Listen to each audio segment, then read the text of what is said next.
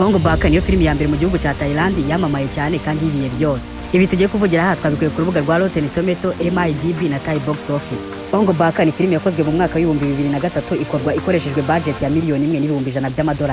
Aya mafaranga bari batanze barimo gukora iyi filimi Ong Bak yari agatonyanga k'amafaranga bari kuzunguka mu gihe kizaza. Tugiye kuvuga kuri iyi filimi ya Ong Bak uburyo yakozwe, akayabo yinjije n'uburyo yahinduriye ubuzima buri muntu wese wayikozeho.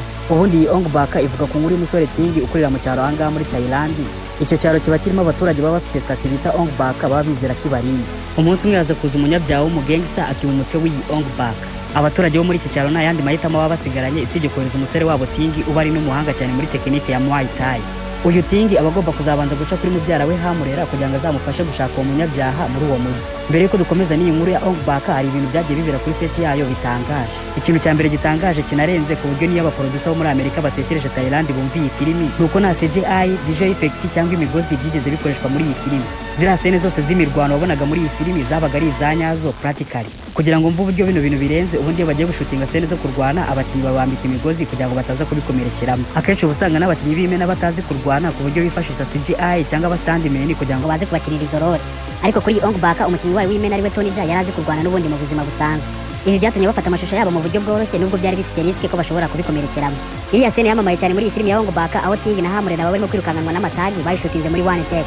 Iyi take imwe ibivuze ko shooting ishusho inshuro imwe gusa nta yindi iribuze gusubiramo. Mbere yuko batangira gushutinga iyi scene, director wayo Francha Pinkawe yabanje kwegera Tony Jaa amusaba ko yakoresha uko ashoboye kose akigengesera iyi scene bakaza kuyishutinga muri one take kuko nta budget nini bari bafite. Ku mukinnyi w'umuhanga n'ubundi nka Tony Jaa ibi aba ari ibintu byoroshye dore ko n'ubundi iyi scene baje kuyishutinga muri one take. Indi mpamvu yatumye director ashaka ko iyi scene bayishutinga muri one take nuko n'ubundi nta burenganzira bari bafite bwo gushutingira muri rasoko. Ibi byatumye mbere yuko batangira gushutinga iyi scene babanza kuyisha kamera mu isoko, bakazana indi kamera imwe y'ingenzi bagashutinga ku gasene bakatabigendera vuba vuba mbere yuko polisi cyangwa abantu batangira kubasagarira. Ibi byatumye iyi scene yo mu isoko ibafata iminsi, ariko kubw'amahirwe yaje kurangira iyi scene ari nziza nta n'umuntu wabasagariye. Indi scene bafashe mu ishusho rimwe gusa ni scene aho uyu Tony Jaa asimbuka imodoka irimo kugenda. Wowe ushobora kubyumva ukumva ni ibintu byoroshye, ariko gusimbuka imodoka irimo kugenda nta bwirinzi nta n'imigozi aba ari ibintu bidashoboka. Uyu Tony Jaa yasimbutse iyo modoka nta bwirinzi nta n'ikintu gito gishobora kumurinda mu gihe hazamo ama errors.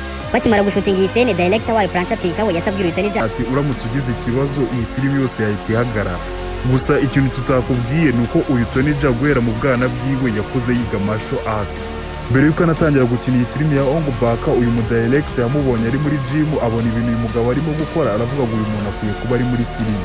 Uko niko Tony Jaa yari agiye kwisanga arimo gukina filimi ya Ong Bak nta n'igitekerezo na gito afite cy'ukuntu yari igiye kuzamuhindurira ubuzima.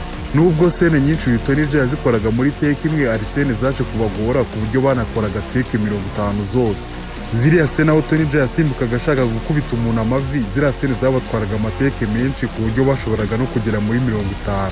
Ibi byaterwaga nuko abakameramani babo bashaka gufata izi scene muri buri angle.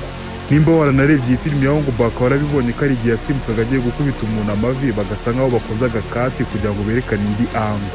Mu gushutinga iyi Ong Bak hari indi scene bagezeho aho uyu Tony Jaa yari kuza gusimbuka mu mugozi urimo kwaka umuriro. Nk'uko byari bisanzwe uyu Tony Jaa yari abizi ko nta CGI nta migozi cyangwa ibindi bintu biri safety bihari kuri iyo scene ko yari kuza gushutinga iyi scene bya nyabyo. Byarangiye iyi scene bayikoze, ariko kubera umuyaga wari uhari kuri iyo seti habuzeho gato ngo uyu Tony Jaa ashye mu isura kubera uwo muyaga gusa. Akimara gushutinga iyo scene kuri yari iri aho ngaho wese mubaza uti nta kintu ubaye, abasubiza arimo guseka ati iyo nza gukererwa isegonda rimwe gusa isura yanjye ibihiye.